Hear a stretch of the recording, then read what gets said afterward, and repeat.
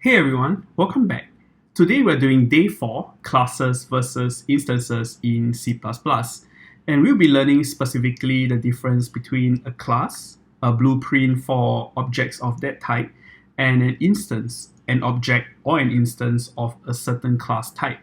So this is part of the object-oriented concept where we do our best to express logic in code using objects. So we represent logic that would represent real world objects in the world with objects as well.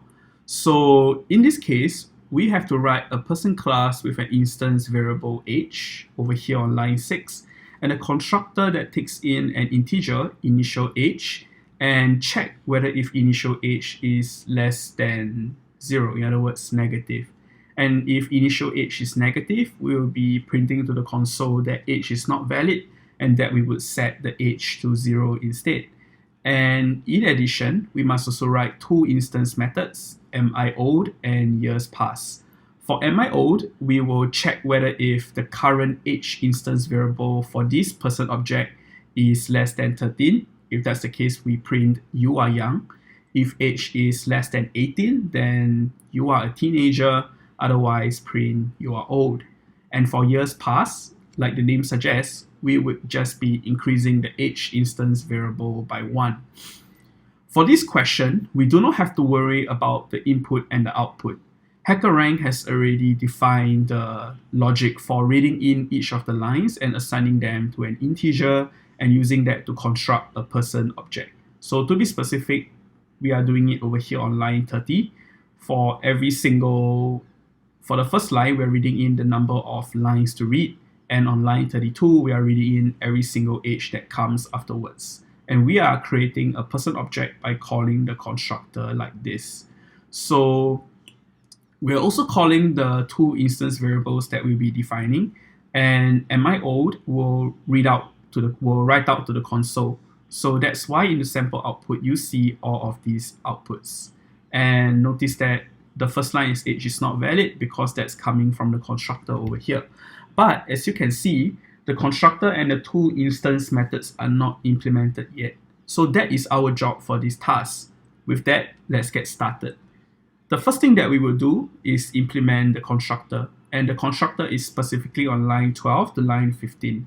As you can see, the constructor shares the same name as the class. That is how we know that this is the constructor. And the second thing that you might notice is that we have these double colons followed by a person on the left. This is to scope this method to this class, and this allows us to access the instance variables of this person object. So let me show you what do I mean by that. So now we're going to check whether if the initial age input to this constructor is negative. So to do that, let's use the same concept that we have learned in the previous challenge by using conditional statements. So in this case, if the initial age is negative, we will print out age is not valid, setting age to 0. And the next thing that we will do is set age to be equals to 0.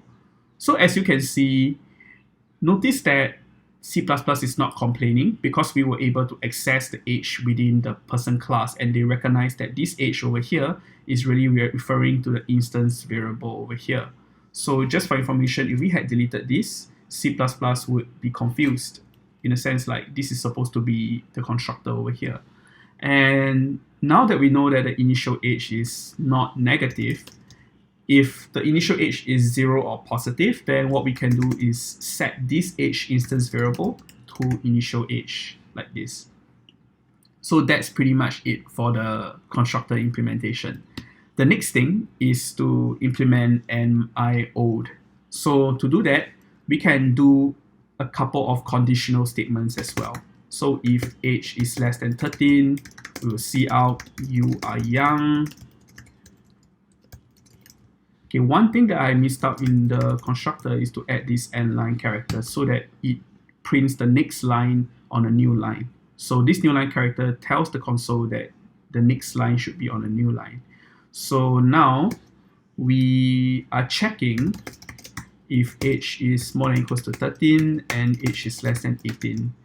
And by the way, this check for age is more than or equals to 13 is really redundant because if we pass line 24 and the condition over here, age is guaranteed to be more than equals to 13 anyway.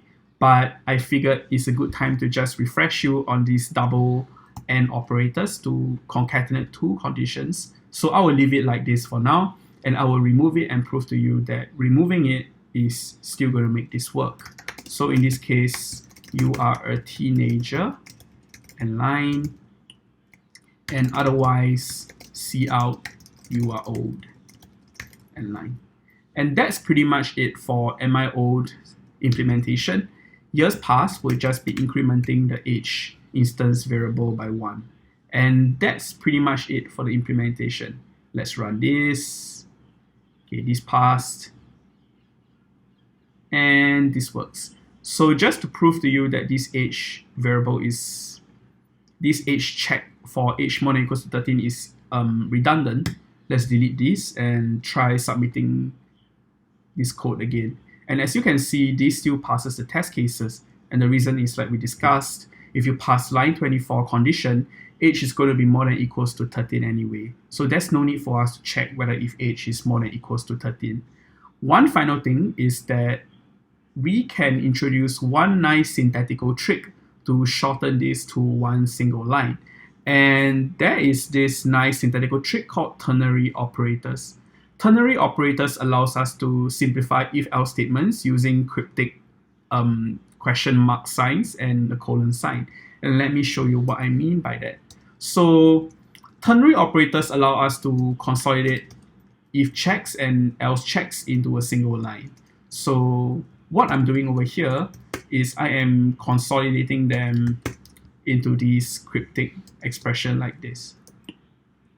And this cryptic expression has the same effect as the same if-else statement as we saw earlier. And how this works is that everything to the left of this question mark over here is the condition that it will check for. And if this condition is met, it will execute everything that is after this all the way until the colon. So this is executed if the condition is true, and everything to the right of this colon will be executed if the condition is false. This might be helpful for you if you wish to consolidate your code and your other collaborators are aware of the ternary operator as well. So if we run this, we'll see that this works as well. So just for information, notice that because in this case, for the true condition, we have two instructions. So you can separate the two instructions with this comma sign over here, with this comma operator. So with that, that's pretty much it for this sharing. I hope that this allows you to better understand classes and objects. I personally did as well. So if you like this video, please give us a like and subscribe, and we will see you in the next video.